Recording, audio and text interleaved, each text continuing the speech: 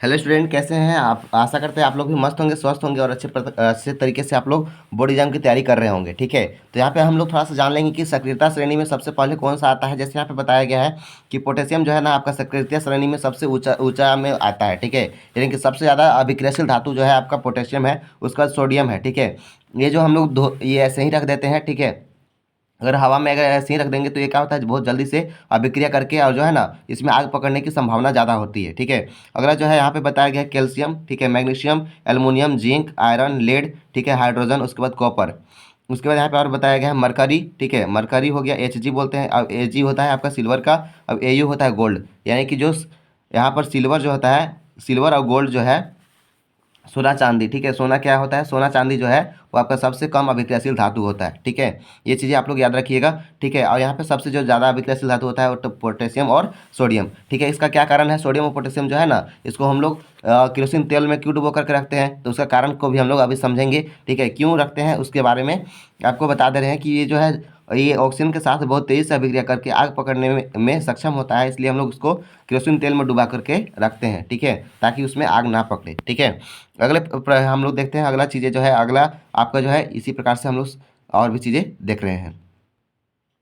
तो यहाँ पे इस प्रकार से आपको इलेक्ट्रॉनिक विन्यास भी दे देगा। ठीक है, इलेक्ट्रॉनिक विन्यास कैसे अगर हम लोग का देखते हैं तो हीलियम का क्या होता है, हीलियम का 2 होता है। ठीक है, तो यहाँ पे क्या हो जाएगा, पहला कक्ष में 2 पूरा भर जाता है। ठीक है, नियोन का क्या होता है, 10 होता है। ठीक है, परमाणु संख्या 10 होता है, 2 और 8 भर जाएगा। ठीक है, इस प्रकार से।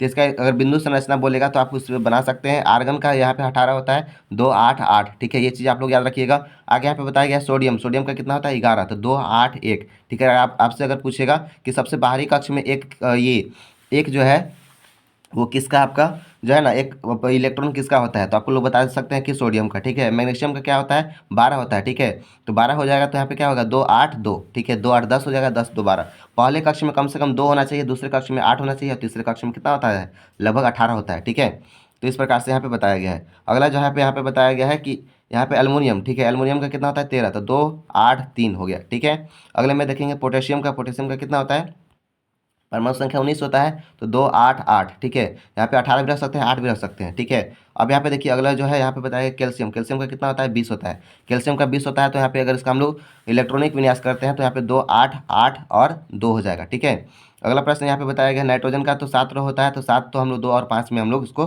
तोड़ देंगे, इसका जो है ना के और एल में जाएगा। ठीक है, के एल, ठीक है, और एम और एन होता है। ठीक है, लास्ट वाला जो है आपका एन होता है। ठीक है, के एल एम एन। नाइट्रोजन का कितना हो जाएगा, 7, तो हम लोग देख लीजिए। अब यहाँ पे ऑक्सीजन का कितना होता है, 8 होता है, तो यहाँ पे 2 और 6 में टूट जाएगा। ठीक है, इसका बाहर में 2 और इलेक्ट्रॉन चाहिए, तब ये क्या हो जाएगा, पूर्ण जो होता है हो जाएगा। ठीक है, यहाँ पे उसका बाद फ्लोरीन का बताया गया है, तो 9 है, 2 है, और यहाँ पे 7 है। ठीक है, फास्फोरस का कितना होता है, 15, तो 15 तो है, तो इसको क्या करेंगे, पहले 2, फिर उसके बाद 8, फिर उसके बाद 5। ठीक है, 10 और 5 15 हो जाएगा ना, इस प्रकार से।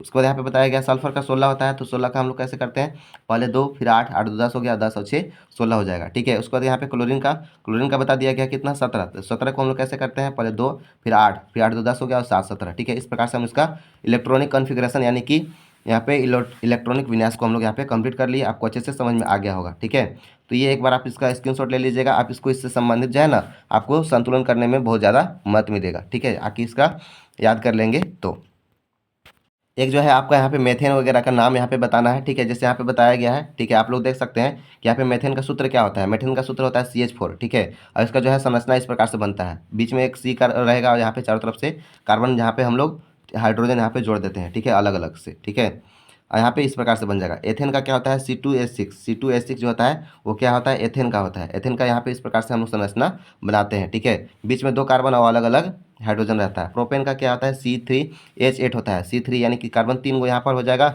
और ऊपर नीचे और क्या हो जाएगा, यहाँ पर हाइड्रोजन का आबंध जुड़ जाता है। ठीक है, तो यहाँ पे ये हो जाएगा। उसके बाद ब्यूटेन है, तो ब्यूटेन का क्या होता है, C4H10 होता है। C4 यानी कि कार्बन यहाँ पर 4 गो लगा हुआ है। ठीक है, और यहाँ पे हाइड्रोजन का संख्या कितना है, 10 ठे है। आगे यहाँ पे बताया गया पेंटेन, पेंटेन मतलब कि कार्बन की संख्या 5 है, और यहाँ पर हाइड्रोजन की संख्या 12 हो जाएगी। ठीक है, 5 10 2 12। ठीक है, उसका दुगना से 2 अधिक हो जाएगा। हेक्सेन का क्या होता है, यहाँ पर C6H12 H14। ठीक है, तो यहाँ पे नहीं कि 6 कार्बन हो जाएगा, 3 4 5 6।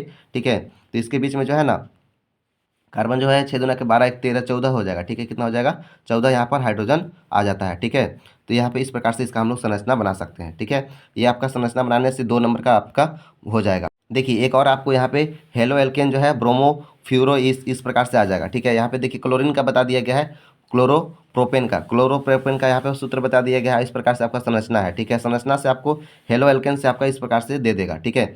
अगला यहाँ पे देखिए एक और है ब्रोमोपेंटेन, तो यहाँ पे बी आर लग गया है, ठीक है। इस प्रकार से आपको संरचना उसका बनाना है, ठीक है। एल्कोहल समूह का यहाँ पर देखिए क्या बनाया गया है, अल्यूग ओएल, यहाँ पे प्रोपेनॉल बना देना है, ठीक है।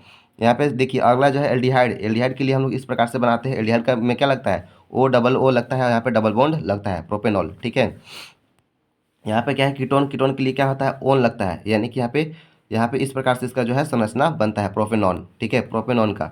उसके बाद यहाँ पे कार्बोक्सिलिक अम्ल, और इसको हम लोग अनुलग्न बोलते हैं, ठीक है। इसका जो है इस प्रकार से संरचना बनता है प्रोपेनॉल अम्ल का, ठीक है। उसके बाद एल्कीन का जो है यहाँ पे बनता है इस प्रकार से संरचना, प्रोपीन इसको बोलते हैं, क्या बोलते हैं, प्रोपीन। उसके बाद यहाँ पे लास्ट में है एल्काइल, ठीक है, एल्काइन। एल्काइन का यहाँ पे देखिए इस प्रकार से संरचना बनेगा, ठीक है। और यहाँ पे इसको क्या बोलते हैं, क्या बोलते हैं, प्रोपाइन, ठीक है, प्रोपाइन इसको बोलते हैं। तो इस प्रकार से ये जो है आपका संरचना जो है बनता है यौगिकों के साथ, ठीक है। आपको ये संरचना 2 नंबर में आएगा, ठीक है। अगले प्रश्न में हम लोग आगे देखते हैं। लास्ट जो है आपका ये क्या है, ये आपका कौन सा क्रम है, श्रेणी क्रम है या पार्श्व क्रम है, ठीक है। आप लोग इसको बता देना है, ठीक है। इसका सूत्र जो है वो क्या हो जाएगा, 1 बटा R1, ठीक है, प्लस 1 बटा R2, ठीक है। यहाँ पे क्या हो जाएगा, 1 बटा R2, ठीक है। उसके बाद फिर क्या हो जाएगा, प्लस 1 बटा R3। ये किसके बराबर होता है, 1 के बराबर होता है, ठीक है, 1 बटा R के बराबर। ये होता है आपका पार्श्व क्रम संयोजन होता है, क्या होता है, पार्श्व क्रम संयोजन। तो अगर वीडियो अगर आपको अच्छे से समझ में आया होगा तो आप एक बार इस वीडियो को लाइक और शेयर कर दीजिएगा अपने दोस्तों के साथ। ये जो है आपके बोर्ड एग्जाम के लिए जो आज होने वाला है उसमें इसमें से सवाल जो है आपको छपने वाला है, ठीक है। इसलिए आपको ये बता दिया गया है, ठीक है। मिलते हैं अगले वीडियो में, तब तक के लिए जय हिंद और टेक केयर।